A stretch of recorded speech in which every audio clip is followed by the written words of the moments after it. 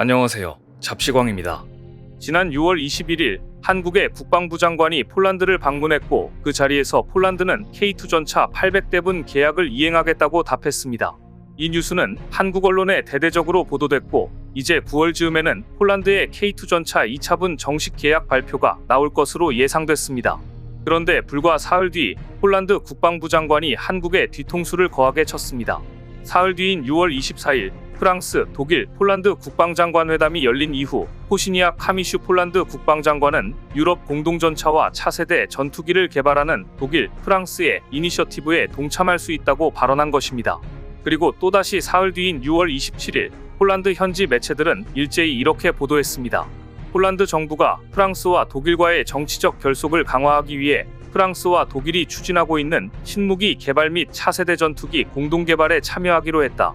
이 뉴스가 우리를 황당하게 만든 이유는 폴란드가 프랑스와 독일이 주도하는 유럽 공동전차 개발 MGCS와 공동전투기 개발 사업인 FCAS에 참여할 경우 마무리 단계에 와 있는 K2 전차 800대 수출 관련 협상이 직격탄을 맞을 수도 있기 때문입니다. 폴란드는 뭘 믿고 한국에 뒤통수를 치려는 것인지 한국 방산업계가 이 상황을 예의주시하고 있는 가운데 폴란드 외에도 K2를 원하는 나라들이 속속 알려지고 있습니다. 더구나 한국은 K2 전차 업그레이드형을 공개하며 차세대 전차 개발까지 박차를 가하고 있는데요. 오늘은 폴란드가 프랑스와 독일 공동개발에 참여하기 어려운 현실적인 이유와 한국의 차세대 전차 그 위용에 대해 자세히 알아봅니다. 사실 우크라이나 전쟁 이전만 해도 독일과 프랑스의 대표적인 방산기업이 주도하는 유럽 공동전차 및 차세대 전투기 개발 사업에 독일과 프랑스는 폴란드가 우리도 좀 참여하자고 했을 때 니들이 어딜 감히 라며 폴란드는 끼워주지도 않았습니다. 그런데 우크라이나 전쟁이 시작되고 폴란드가 군비 증강에 나서면서 전차 1200대를 구매하는 방산무기 시장의 주요 고객으로 떠오르자 자신들이 무시했던 폴란드를 끌어안는 작업에 들어간 것입니다. 독일의 경우 자신들의 앞마당이나 다름없었던 폴란드가 한국산 자주포와 전차를 대량으로 도입해 자체 무장에 성공하자 상당히 충격을 받은 것으로 보입니다. 그런데 또 하나의 문제는 폴란드가 독일과 프랑스가 공동개발에 나선 FCAS, 즉 6세대 전투기 개발 사업에 참여할 수도 있다는 소식까지 들리는데요. 이것은 그동안 우리가 KF-21 블락2, 블락3부터 폴란드와 공동개발하려는 희망을 품고 있던 한국에 더욱더 충격을 주는 소식이었습니다. 이번 뉴스를 통해 폴란드는 앞으로는 한국과의 K2 전차 2차 계약에 대해 속도 조절에 나서면서 뒤로는 독일, 프랑스와 공동개발에 참여하고 백방으로 노력했던 게 드러나고 말았습니다. 그동안 폴란드는 K9 자주포는 속전속결로 구매하더니 K2 전차의 경우에는 2차 계약을 차일피일 미루면서 자기들이 K2 전차를 사주는 대신 많은 무기를 샀으니 한국은 자기들의 무기, 자주 박격포, 보병 전투차량, 패시브 레이더, 무인기, 지뢰살포 차량 등을 사달라는 황당한 주장을 하며 간을 보고 있었습니다. 하지만 폴란드가 사달라고 조르는 자주 박격포는 대한민국 방산에 필요하지도 않은 무기이고 보병 전투차량의 경우 K21이 있습니다.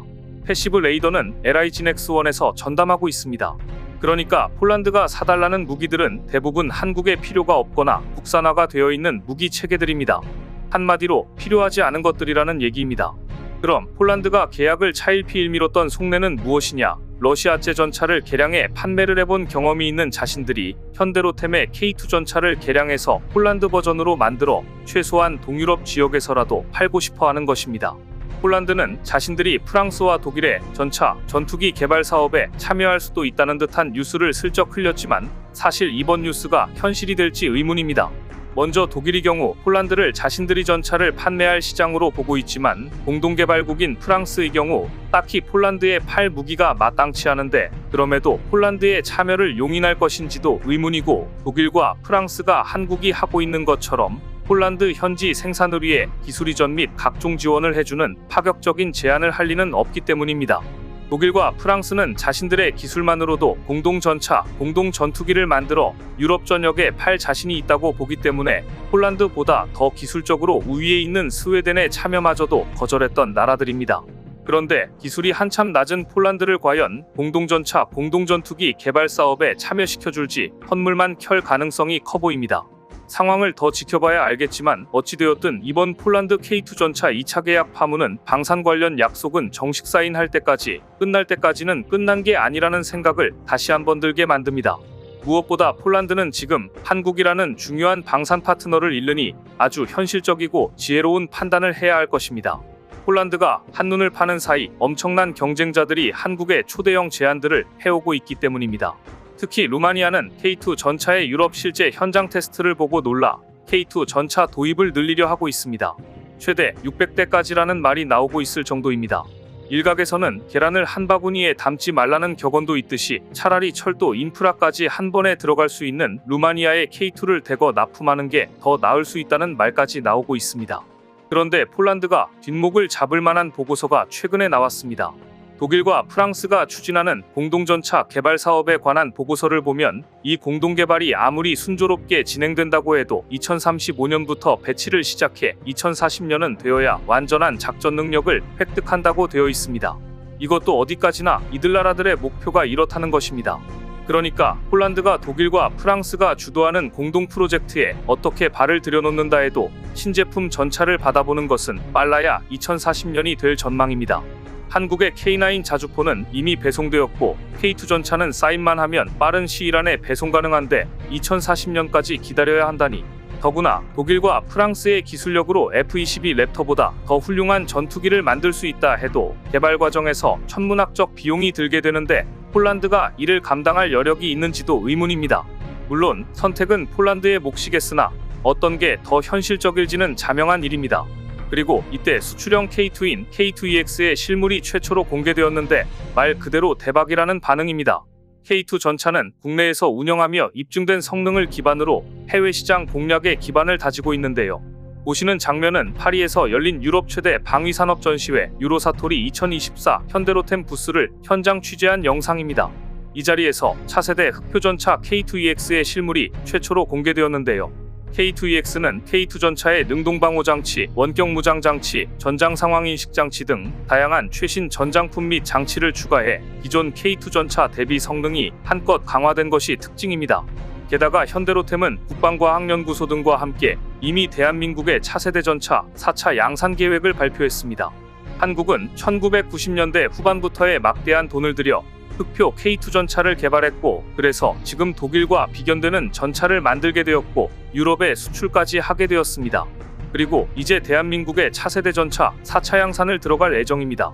4차 양산에 들어갈 차세대 전차는 전투 중량 55톤이야 RCWS, 즉 리모트 컨트롤 웨이퍼 시스템, 다목적 유도미사일, 개량형 능동 파괴 장치, 하이브리드 동력 장치, 능동형 연수 장치 및 고무궤도, 경량화 세라믹 복합 장갑 등 신기술을 채용해 만들 것으로 예상되고 있습니다. 더구나 얼마 전 미국 매체 인사이더 몽키에서 2024년 기준 세계에서 가장 강력한 포병 전력을 가진 나라의 순위를 발표했는데요.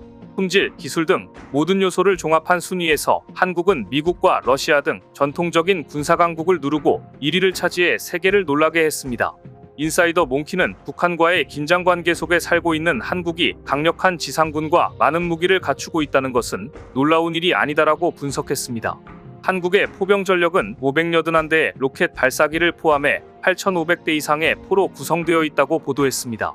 심지어 한국에는 단독으로 유럽 전체와 맞먹는 기갑 전력을 가지고 있는 제7기동군단처럼 단독으로 유럽 전체의 포병 부대와 맞먹는 전력을 가진 포병 부대가 두 곳이나 존재하고 있습니다.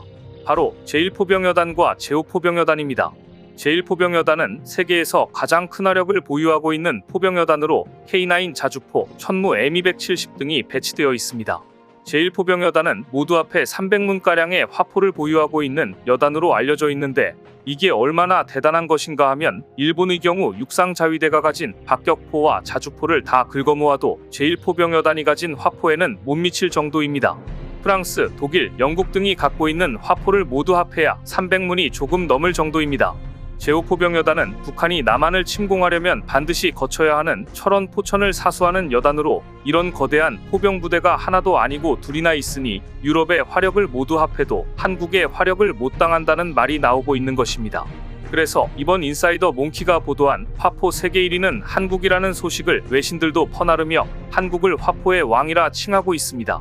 루마니아의 매체 디펜스 루마니아 역시 군사 분야의 1위는 언제나 미국일 것이라는 예상을 깨고 한국의 포병 전력에서 1위를 차지했다고 전하며 한국을 1위에 올려놓는데 중요한 역할을 한 K9 자주포가 곧 루마니아에 온다며 비중 있게 보도했습니다. 또한 대망의 K9 10번째 운용국가가 미국이 될 수 있다는 전망이 나오고 있는 실정입니다. 미국 역시 60년 넘게 운용 중인 팔라딘을 대체할 새로운 자주포가 필요하다는 요구가 강해지고 있기 때문입니다. 이렇게 포병 전력 세계 1위의 한국을 옆에 두고 다른 나라를 선택하는 것은 정말 어리석은 결정이라고밖에 말할 수 없는데요. 폴란드가 이런 한국의 전차 기술을 이전받고 현지 공장을 통해 동유럽으로의 수출까지 노릴 수 있는 좋은 기회를 놓치지 않기를 바랄 뿐입니다.